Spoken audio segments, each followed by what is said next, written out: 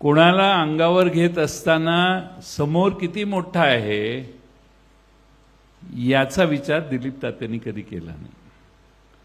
बरोबर बरेच जण असतात, पण समोरच्यांना अंगावर घेण्याचं धाडस हे सहजासहजी कुणात नसायचं। ते दिलीप तात्यांनी प्रत्येक लढाईत आमच्या दाखवलं। हे दिलीप तात्यांचं सगळ्यात मोठं वैशिष्ट्य। अजित घोरपडे साहेब तिकडे बसलेले आहेत। विश्वासराव दाजी निवडणुकीला उभे होते, त्या प्रचाराला अजित घोरपडे साहेब, दिलीप तात्या आणि आमचे आणखीन एक दुसरे नेते हे सगळे आले। गावानं अंगावर दगडफेक केली, घरावर दगडफेक केली, घर बंद करून बसावं लागलं। पण त्यातनं अजितराव घोरपडेंनी यांना आणि दुसऱ्या नेत्यांना बाहेर काढायचं काम केलं। असे अनेक प्रसंग आहेत ज्यामध्ये दिलीप तात्यांनी संघर्षात स्वर्गीय राजाराम बापूंची साथ कधी सोडली नाही। आणि असे अनेक प्रसंग आहेत की माझ्या आयुष्याच्या राजकारणाच्या सुरुवातीला संघर्षाचा काळ होता, त्यावेळी दिलीप तात्यांनी फार अग्रेसिव्ह भूमिका मांडली।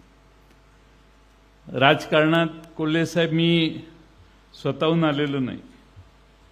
हे सगळे जुनी लोक आमच्या आईंकडे गेले, दोघातला एक बोलवा म्हटले। माझ्या थोरल्या भावांनाच यांचं निमंत्रण होतं, मला नव्हतं निमंत्रण। थोरले भाऊ